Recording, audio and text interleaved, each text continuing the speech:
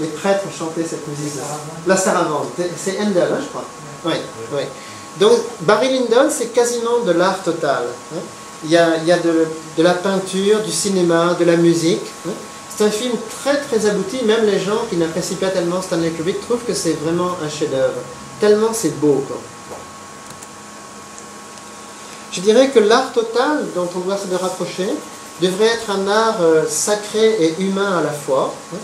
Un art qui se situe sur deux plans et dans deux dimensions, c'est-à-dire qui se passe sur Terre, mais aussi dans l'au-delà. Par exemple, les tragédies de Shakespeare font souvent intervenir le monde spirituel. Il y a des sorcières, il y a des anges. Dans beaucoup de films japonais, vous avez le monde spirituel qui est là, les ancêtres. Par exemple, dans le théâtre de Claudel, vous avez des scènes qui se passent sur Terre et des scènes dans le monde spirituel. Il y a les anges qui dialoguent, juste après une scène qui se passe sur la Terre. Donc l'art total est un art qui lie les deux mondes. C'est aussi un art qui doit unir la création et l'appréciation, qui doit unir l'esthétique et l'éthique, l'harmonie du beau, du bien et du vrai. Un art auquel participent les génies masculins et féminins. Parce que finalement, jusqu'à présent, les plus grands artistes étaient des hommes. Mais de plus en plus, on a besoin d'artistes au féminin, des femmes qui écrivent, qui peignent, qui font de la musique. Et notre époque va vers ça. De plus en plus de créateurs maintenant sont des créatrices. Et donc c'est une toute autre façon de représenter les choses. Enfin, c'est un art qui doit mêler tous les styles et fait dialoguer toutes les cultures. Alors aussi, un apport de la pensée de l'unification, c'est que la beauté est liée à l'amour. Et il y a 4 grands types d'amour finalement. L'amour des enfants, l'amour fraternel, l'amour conjugal et l'amour parental. À partir de là, on peut penser qu'il y a éventuellement 4 grands types de beauté. Par exemple, la beauté enfantine. Ne pensez pas que la beauté enfantine soit liée simplement au conte pour enfants. Bien sûr, vous avez des formes de beauté, oui, enfantine. Par exemple, Polichinelle, le Guignol, des choses comme ça, pour les enfants. Mais certains contes, en fait, sont aussi bien pour les enfants que pour les adultes. Ici, vous avez Casse-Noisette, considéré comme l'un des chefs-d'œuvre de l'art enfantin. C'est vraiment un ballet de Tchaïkovski. Mais en fait, ce ballet est tellement poignant. Toutes les cultures peuvent s'unir à ce ballet qui est vraiment pour les enfants, en fait, au départ, pour les fêtes de Noël. Mais en fait, tous les publics se reconnaissent dans ce ballet. Sur le thème de la beauté fraternelle, c'est un thème qui a beaucoup inspiré les artistes, mais souvent d'une façon tragique. Rocco et ses frères, c'est certainement le plus beau film de Visconti, et pour moi le plus grand rôle d'Alain Delon. Mais en fait, c'est les relations tragiques entre des frères. C'est le thème de Cain et Abel.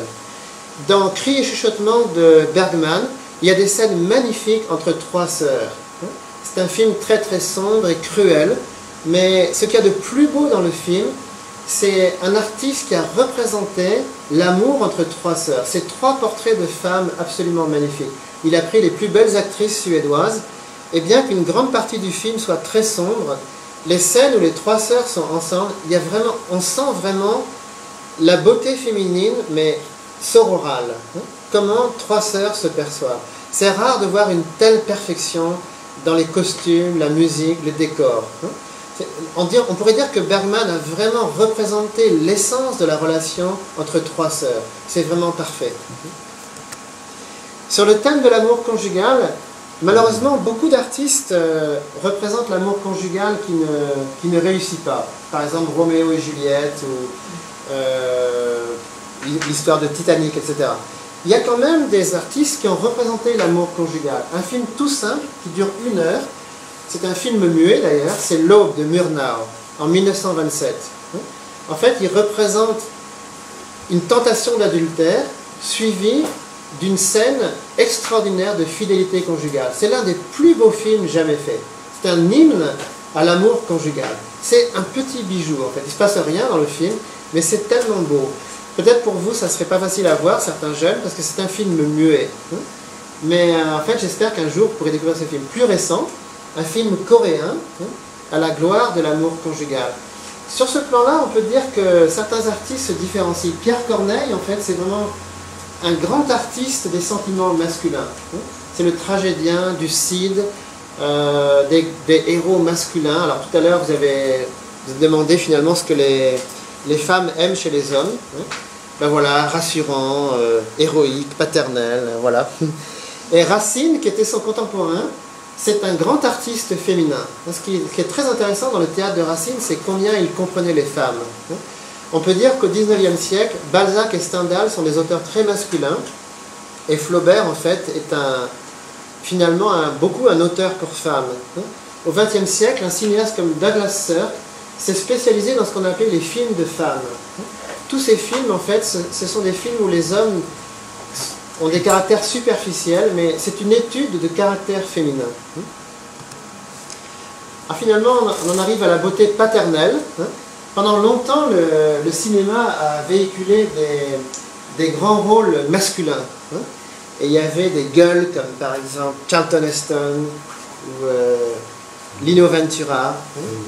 J'ai pas mis, comment il s'appelait là, Humphrey Bogart. Mais en fait, le cinéma était une façon pour la société de s'identifier à des modèles virils, masculins, des gens qui ont de l'autorité, qui savent, qui assument. L'un des derniers à jouer carrément cette carte, c'est Clint Eastwood. Sans complexe, il joue vraiment les hommes super virils qui assument. Il y a encore un public pour ça, quoi. Oui. Alors, jadis, il y a eu aussi des femmes qui jouaient des grands rôles maternels, au théâtre ou au cinéma. Il y avait vraiment des actrices dans le cinéma américain, français, etc., qui jouaient vraiment des rôles graves et sérieux, mais on arrive de moins en moins à avoir des actrices comme ça. Même les acteurs, comme s'il y avait une fragilité qui s'était établie là. Voilà, je vous remercie beaucoup pour votre attention.